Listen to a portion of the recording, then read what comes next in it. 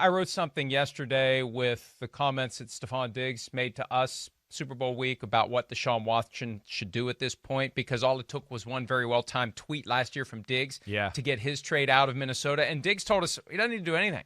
The team knows. The team knows. He doesn't have to do anything. Well, the problem is the team's not acting on it. And I can't help but wonder whether or not at some point Deshaun Watson has to go full-on sit-down interview, public, I want out, I want out, I want out. I don't think it's enough for his personal quarterback coach, Quincy Avery, to tweet after Carson Wentz gets traded, what's the criteria for a quarterback asking to get traded, then actually getting traded, asking for a friend, the first time the phrase asking for a friend actually was asking for a friend. His friend is Deshaun Watson. He can't get traded. I think the criteria is, even though Carson Wentz didn't have to do this, I think for Watson, he's got to put pressure on them. I think one of the reasons they let J.J. Watt go was because they feared J.J. Watt putting public pressure on them and making them look bad. I think they need to fear that Watson is going to put public pressure on them and make them look worse than they already do. That may be the thing that's going to break this logjam. Because, as you said, they're not picking up the phone. They're not responding to offers. They're not doing anything. I think Watson's got to do something short of holding out come July. Right. He's got to do something between now and then to really rattle them and really call them out and get into more detail. He talked late in the season about the culture and the things that need to happen. I think everyone needs to hear more from him, needs to hear his voice. I want out, and here is why. And I think that would help push this toward getting a solution. And I don't think he would come away from it being viewed as a villain. I think a lot of people understand why he wants out. Yeah. I just think he's at the point where he needs to say so, Chris. I think we're getting there too, Mike. I would agree with that. I don't think it's in his nature, first off, right? I mean, we've been around him a few times. He's as nice as they come. He couldn't be a nicer guy. He is literally the guy that you're like, wow, I wish my daughter could bring him home, right? I mean, and he could be like, he is almost just got such a great way about him. He really does. And I don't think he wants to ruffle feathers or make headlines, with bold statements and I want to get out of here. Because I think also he does like the city of Houston and all that. He doesn't want to disrespect those fans.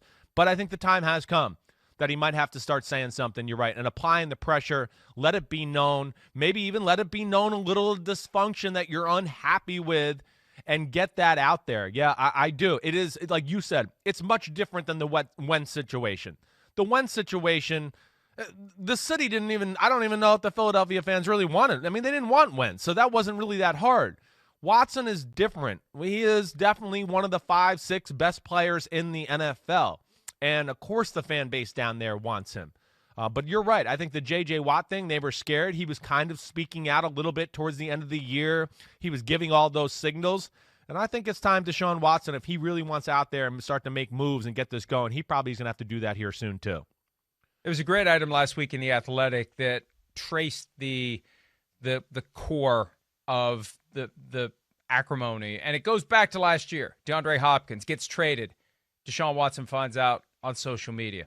Then Bill O'Brien tells Deshaun Watson he's going to be more involved in things. And then Cal McNair, after O'Brien is gone, he's going to be involved in the quarterback or the coaching search, excuse me. And it just, one after another. These promises are broken to him. And then he finds out about the Caserio hire, that hard turn to the left when they had a group of finalists and they go hire Nick Caserio. He found out about that on social media as well. So that's part of why he feels the way he does. And also another great item from that Athletic article, he chooses to be stoic in the face of any and all adversity because he saw his mother handle cancer that way. Right. So that's inspired him to always handle his business in a very even-handed, calm manner. And I think that it would be a big deal for him to sit down and bare his soul about everything that's bothering him. And I think that he would like to think that you don't have to go that far to get what you want once you make it clear to the team that you're not showing up. So it may have to be his actions that do the speaking for him, because there's a chance he's just not wired to do what he may need to do to get a trade before he sits out training camp, preseason if there is one, regular season, as long as Dwayne Brown had to stay away before he finally got traded in the 2017 season to Seattle, Chris. Yeah, well, The McNair family or the ownership there, whatever, they haven't shown to be the most compassionate group in the history of football towards their players. I mean, I'm sorry. That's just the way it is. It's the way it looks. I don't know what else to say. When Captain America, J.J. Watt, he starts thinking the organization is dysfunctional, then, I mean, he's another guy. I mean, that's not in J.J. Watt's nature to want to get out of a place and do that. That says it all right there. It's problems. Sound the alarms. There's something wrong there. And I think with this Deshaun Watson thing, they don't seem – I know they want him as the player, but I don't know. Do they really care that he doesn't want to be there? I don't know. The McNair family seems a little insensitive that way to me. I'm sorry. So I think he might have to apply the pressure to get what he wants and really make it public and get out there. And I know it's not within, like we talked about, what he really wants to do. But, yeah, you look at this right here. I mean – this is a lot of issues that a franchise quarterback has had to go through. Jamie Roots, the Palchik, Billy O'Brien, DeAndre Hopkins, Brian Gaines, let alone all the promises like you talked about that were broken. He has every right to not be happy being there. There is no doubt about that, let alone we know how people feel about the environment there. And, hey, let's be honest. I think there's a lot of African-American players that aren't necessarily all that comfortable there for the history that's gone on with that Houston Texans football team. And I think he's had enough. And it's just, at this point, it's just when are the Texans going to start fielding calls, or when is he going to get to them to finally just drive the nail home to go, no, I'm not coming back. There's no way. And you better make a move soon, or I'm going to have to start making this a little ugly. And I'm going to have to start talking about some of these stories and making it public and letting it go from there. And I think that's probably going to be his only way out of there as it looks right now. We had the list up, compiled by Jeff Darlington of ESPN, of just some of the individuals who have left the organization since Jack Easterby arrived and assumed a higher title and now currently is the executive VP of football operations. Others have been let go as well. And what do we hear constantly when it comes to these folks who have been let go? Culture, culture, culture, culture. We have a new culture. Don't fit the culture, culture. Then you have a starting quarterback that doesn't want to be part of the culture, and he's made it clear. Why do you want to keep him there? If you are so determined to change the culture and you have a guy who says, I don't want to be part of this culture, why in the world would you keep him? Why in the world would you not give him what he wants unless, and this gets back to 2017 and the catchphrase that will haunt this franchise for years to come, right. We can't have the inmates running the prison. And this is all just a power play to show the players that there are limits to what they can do and limits to what they can get. And if you want out, even if it's in our best interest to let you go, it's in our better interests to never show that the inmates are running the prison. And I'm concerned that's where this is coming from. Yeah, and the culture right. that's being set there all traces back to Jack Easterby. And that's the other challenge for this team, because I don't think his master plan included becoming a villain in Houston to the extent that he now is. Consider this tweet from Charles Robinson from over the weekend. Reserved for social distancing and anyone other than Jack Easterby. I mean, you're not supposed to know the name. The average fan is not supposed to know the name Jack Easterby. You're not supposed to know the executive VP of football operations. Has no relevance whatsoever to the product. He's become so notorious in Houston. I don't know how this is sustainable, but it's sustainable because the person who's in charge of the team is stubborn and is dug in and is not letting go and is not going to let anyone tell him how to run his business. It's that simple. Yeah, I think that, and again, Nick Caserio, I look at him, I got a lot of respect for Nick Caserio, as you know. I worked with him up in New England. He's got to be wondering, what the hell have I gotten myself in? That's what I was about to say. I mean, that to me is probably the reason, there's a really concrete line right now in the sand, a concrete line in the sand. That's hard to do, but you can do it. Yeah. All right?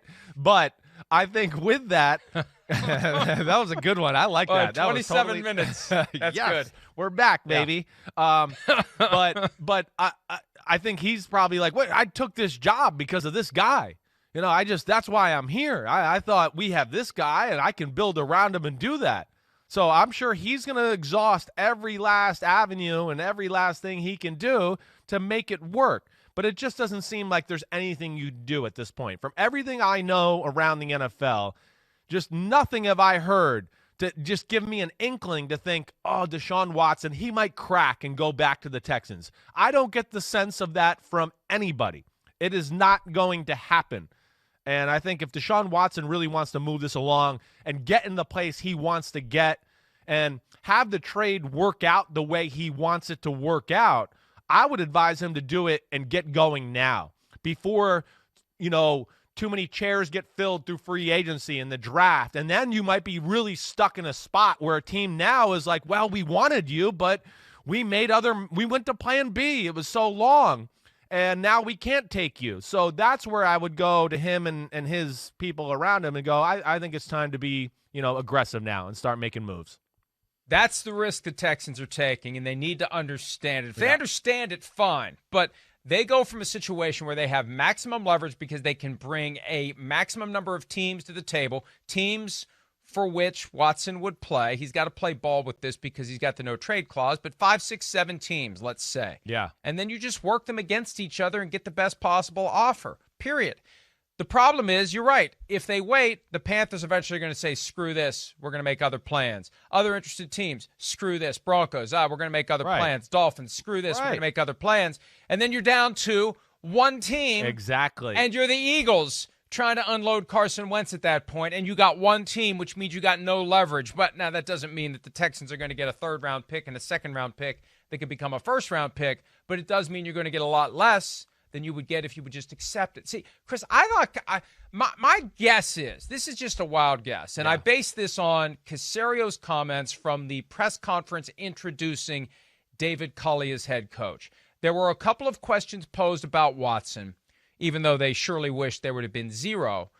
But Casario's answers made me think the door is open. It wasn't that line in the sand, concrete or otherwise. It was more open-ended, right? What's the deadline for doing a deal, for example? Casario didn't say there's no deadline because we're not doing a deal. He just said we're taking everything day by day, right? Which implies that, hey, one of these days they may get an offer that they can't refuse. And there was another question along those lines about whether or not they're taking a hard line, and he never created the impression they're taking a hard line. There's a very good chance he's just in a box here because people above him in the organization are saying, you're not trading him. You're not trading him. Right. And the challenge for him is to work through Easterby to get the message to McNair that it's in the best interest of the team to trade him now. And Easterby may be that firewall that Casario can't penetrate to change McNair's mind. And that's possibly why we are where we are. Well, let me ask you this.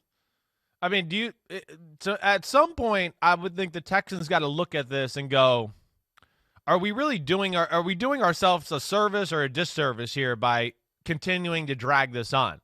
Again, we're seeing the city is dragging the team and the employees through the mud right now. I mean, they're to have that there, like what Charles Robinson tweeted out, reserved for anybody social distancing except if you're Jack Easterby. I mean, come on.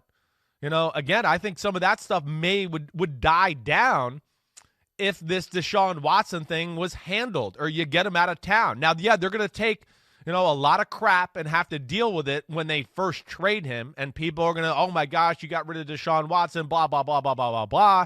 And they're going to have to take, their blows that way. But I think after a week, 10 days, then at least it's finally done. And maybe you can start moving the news cycle to something else. Like, hey, here's our new quarterback here. This is what we're doing, blah, blah, blah. So how long do they want to keep dragging themselves through this, and with all the negativity and the people always on Easterby and everything like that? I think that's a real question for them too, to go along with this. Yeah, I agree with you. I just think that the question ultimately becomes, what is their objective here? Is the objective to send a message to anyone and everyone who may be paying attention, especially anyone currently in the locker room and who may be in the locker room in the future, that we can't have the inmates running the prison? If that's their goal, if that's the message, if they're willing to take a hit now in order to underscore that part of the culture of this team going forward is the employees just work here and they don't tell us how to run the business. We say how the business is going to be run. And maybe they have some regret for creating the impression that Deshaun Watson had a seat at the table. Maybe they never intended for him to think that. So now the line in the sand, the concrete line in the sand is don't expect to have any say in what we do, period. You or anyone else who will be on this team in the future, that's how football here is going to go. That's the only way to make any sense of it. Otherwise, it makes no sense at all. And I'm not saying it's right. I'm just trying to understand why the hell they're being so stubborn when it clearly is against their interest once you accept the fact that he's never coming back. And I really don't think they believe. They know him better than we do. Yeah. I really don't think they believe he's coming back. I think this is all about posturing for the battle that's to come when he holds out and doesn't relent, and they ultimately have to decide after sufficient financial blood is shed what they're going to do. And at the end of the day, they're going to have less than what they would have if they would just do the best deal they can between now and the draft. But last thing I'll say, but like this to me, you said it already. If you could get Miami, Carolina, and Denver, those three right there, who really in a lot of ways are set up to, they're not far off. Those are three teams I would look at and go, hey, when we have those teams every year, we go, well, they didn't make the playoffs last year. Whoa, this team's a playoff team. All three of those teams can be that team this year. I think we would, I don't know if you agree with that, but I think Carolina's close. I'm not going to say they're definitely there, but I think they're close. You get Deshaun Watson, maybe they are there. Denver, same thing. Their defense, pretty good. We know the young receivers, all of those type of things. Miami, they almost did make it. Man, those are teams that I would think would be very hungry, thirsty, whatever, for Deshaun Watson. And you get those three bidding against each other, let alone, two, they have quarterbacks there that, hey, they can come to our team and at least, be a Band-Aid for a year or do something like that. But that, to me, would be the best way for them to optimize totally for what they want to get for Deshaun Watson. If you got something like that going with those three type of teams that I feel like are, arrow up and watch out this year, they could really capitalize and get the most for the value of Watson. What about your 49ers? Do you I know think they're going to get in this? Do you think the Texans would want Garoppolo? I would think so. I mean, Jimmy Garoppolo is a good quarterback. There's no doubt about that. I don't look at him as a top 10 quarterback, but I think he's, right on the outside of that for most people in the NFL. I think a lot of people look at him. He could be anywhere from 12 to 18 for a lot of people in football, depending on who you talk to or something like that. But I know Nick Caserio would be a believer in him for sure. The injury thing is the thing with Jimmy Garoppolo, but again, I don't know. And I'm like, swear to you on everything, I have no idea where Kyle Shanahan and the 49ers want to go. I do know he has tremendous respect for Jimmy Garoppolo and what he does for his football team when he is out there and healthy. But, hey, if Deshaun Watson, if they finally start shopping him around and doing that, I would tell my buddy Kyle, I'd go, hey, you're crazy if you ain't calling Houston right now. Let's call Houston and let's see what's going on down there. I think a lot of teams, and those are the teams that make sense to me. Again, the 49ers, as we've talked about, are a team that's ready now. I mean, how many more draft picks do you need? You got young guys. You got everything, really. Their team is about a little depth, and that's about it. Everything's there. So that would be a team I would look at, and I would advise my friend or John Lynch or any of them to go get him if he's available. Try to make it happen. One of the trades proposed by Peter King in Football Morning in America entails Garoppolo to Houston, Kirk Cousins to San Francisco, and Deshaun Watson to Minnesota. Oh, my gosh. Peter, don't tease me like that. Not on a Monday morning. Hi, I'm Mike Tirico, and thanks for watching. Make sure to hit subscribe for the latest news and highlights from NBC Sports.